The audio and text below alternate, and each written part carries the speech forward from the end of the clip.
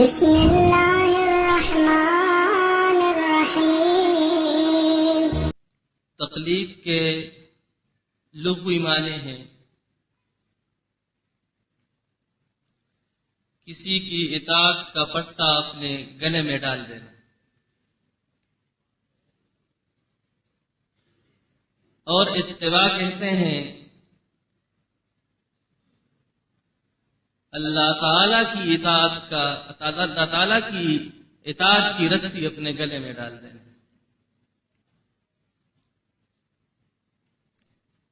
تقلید کے جو معنی خود کرتے ہیں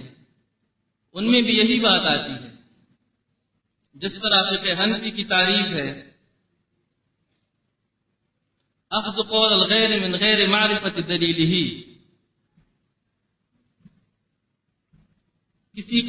کسی آدمی کا قول لینا اس کے دلیل کی معرفت کے بغیر، یعنی آپ کسی کا قول لیتے ہیں دلیل پہچاننے کے بغیر لیتے ہیں، دلیل پوچھنے کے بغیر لیتے ہیں، تو آپ نے اس کی اطاعت کی رسی اپنی گردن میں ڈال دی۔ اور یہی بات ملا علی قاری حنفی جو اس مذہب کے بہت پائے کے عالم ہیں انہوں نے بھی یہی بات کہی ہے۔ تقلید کسے کہتے ہیں؟ یعنی تقلید اسے کہتے ہیں کہ کسی کی بات کو قبول کرنا بلا دلیل، بغیر دلیل کے بغیر اس کی بات قبول کرنا، فَكَأَنَّهُ لِقُبُولِهِ جَعَلَهُ قِلَادَةً فِي عُنُقِهِ۔ تو اس سے یہ معلوم ہوا، وہ خود کہتے ہیں کہ اس کی قبول کی وجہ سے اس نے اس طرح کیا کہ اس کی اطاعت کی رسی اپنے گردن میں ڈال دی، یعنی اپنے آپ کو اس کا مطیع کر دیا اور اس کی ہر بات کو اپنے لیے دلیل سمجھا۔ یہ تو ہے تقلید۔ اس میں بھی لوگ اپنے آپ کو حوالے کرتے ہیں، کسی کی بات کو مان لیتے ہیں، لیکن یہ بات ایک عالم کہتا ہے تو اس کے متبعین اس بات کو مانتے ہیں دلیل کے بغیر، اور جو لوگ اتباع کرتے ہیں وہ کسی کی بات کو بغیر دلیل نہیں لیتے، ہر کسی کی بات کو سنتے ہیں لیکن دلیل کے بارے میں پوچھتے ہیں۔ اور دلیل کے بارے میں وہ کس چیز کے بارے میں پوچھتے ہیں، دلیل کہاں سے لیتے ہیں؟ کہ ان کے سامنے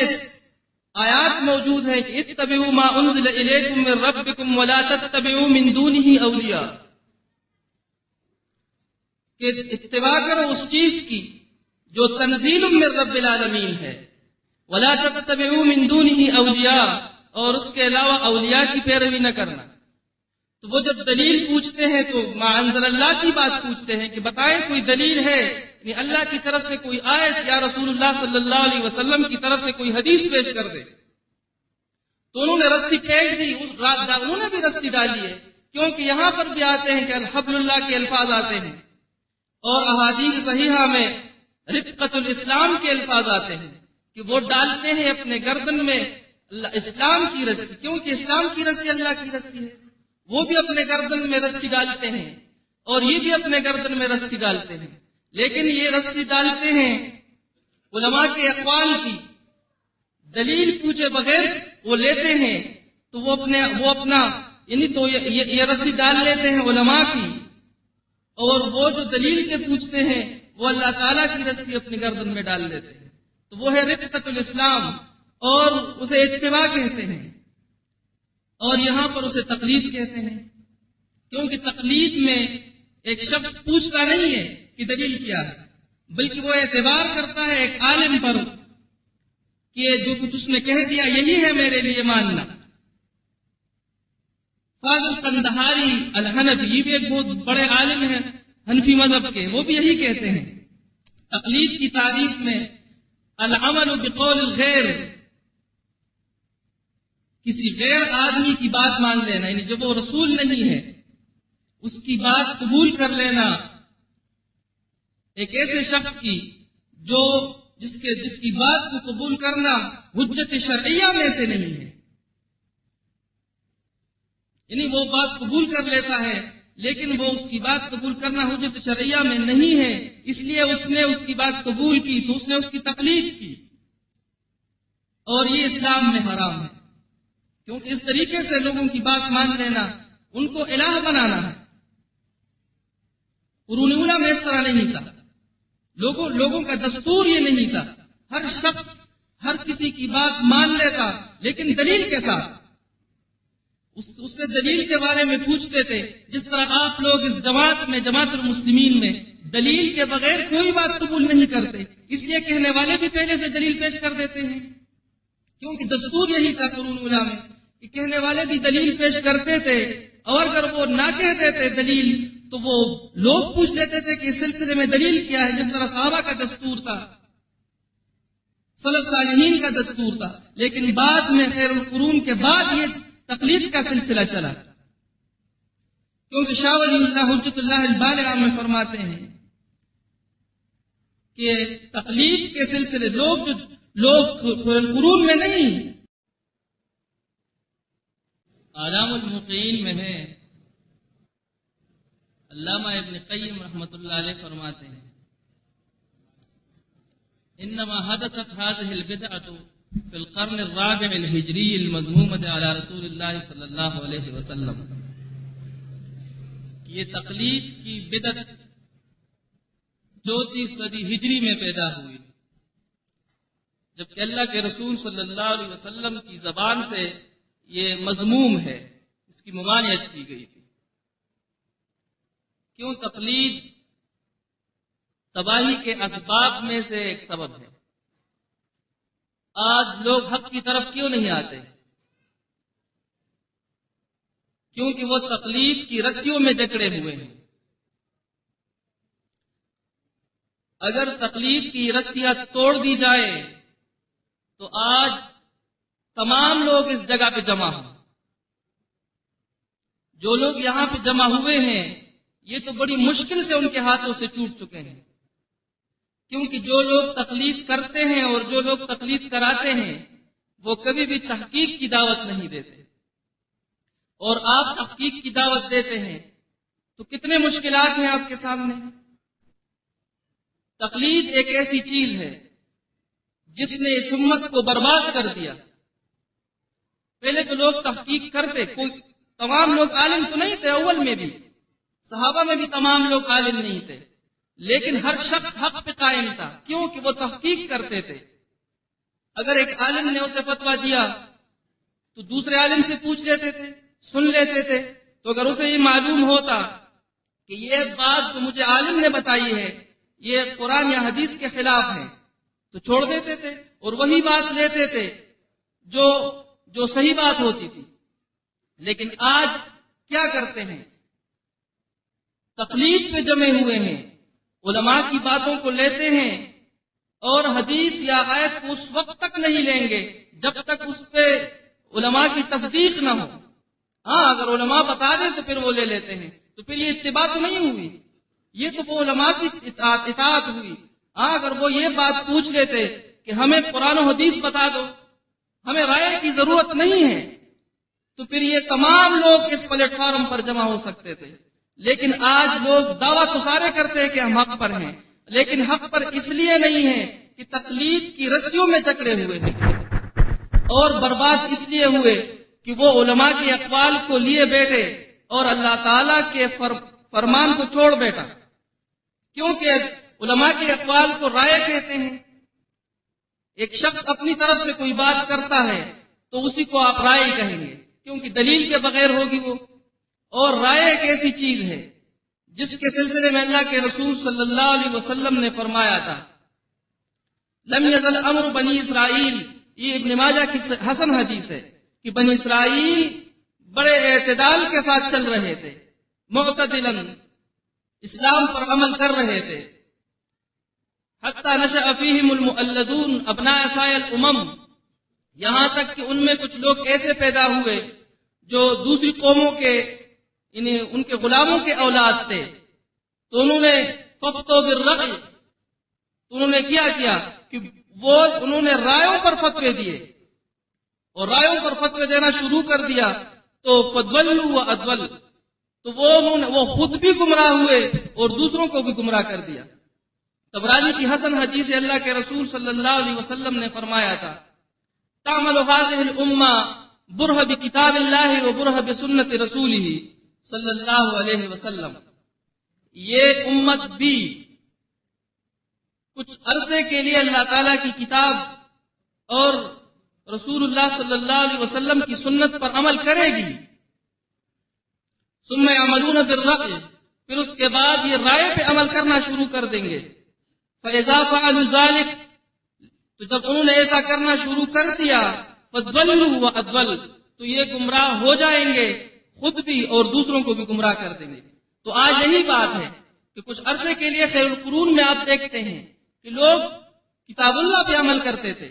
قرآن و حدیث پہ عمل کرتے تھے، وہ بھی ان علماء سے اس کتاب کو لیتے تھے،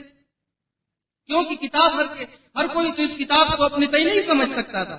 لیکن وہ کس طرح اس کتاب کو لیتے تھے؟ انہی علماء سے جن کی آج یہ تقلید کا دعویٰ کرتے ہیں۔ تو خیر القرون میں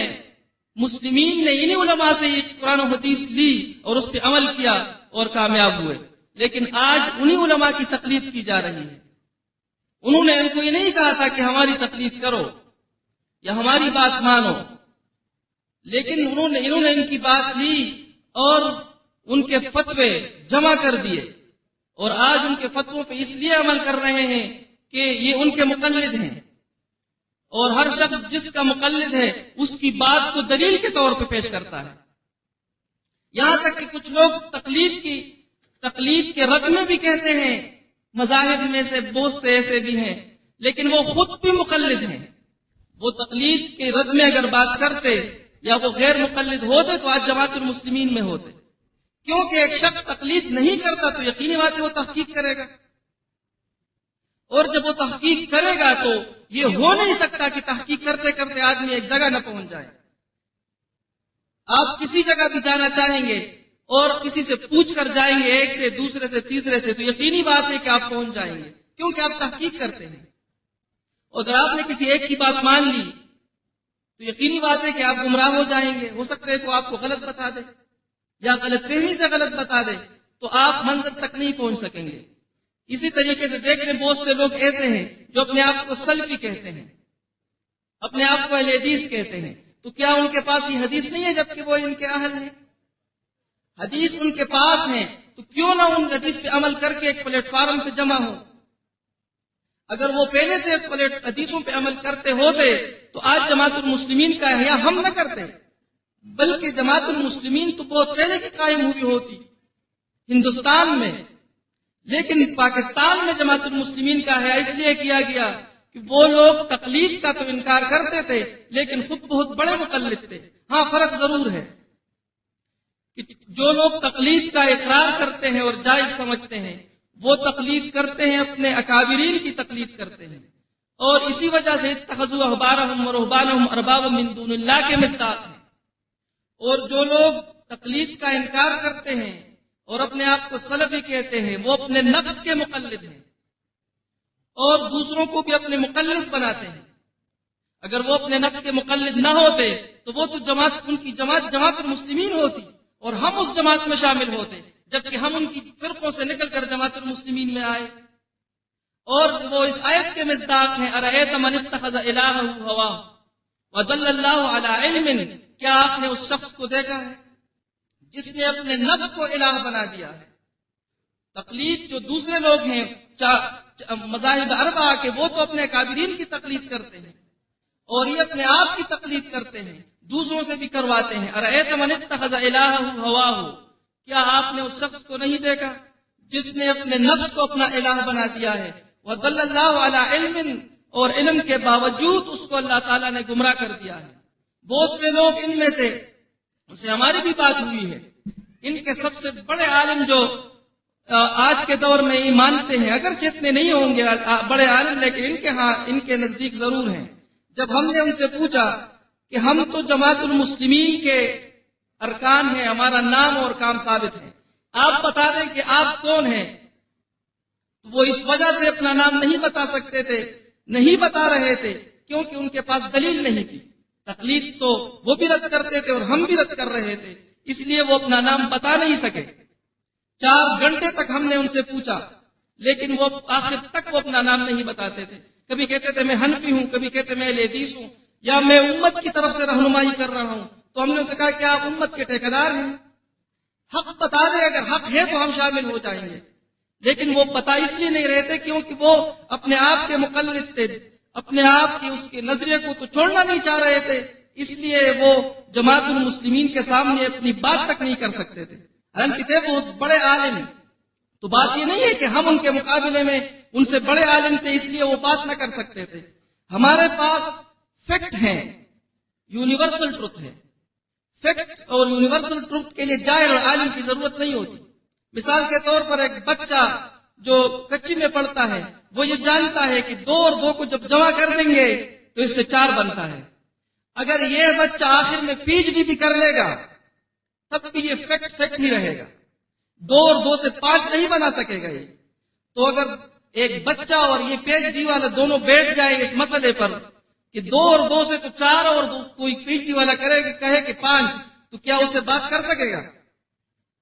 اگر ان کے مقابلے میں ہم بچے ہیں تو ہمارے پاس فیکٹ ہے۔ میں تو کہتا ہوں کہ ہر عالم کے پاس جائیں، آپ کے پاس حقیقت ہے اور حقیقت کبھی بدلتی نہیں ہے۔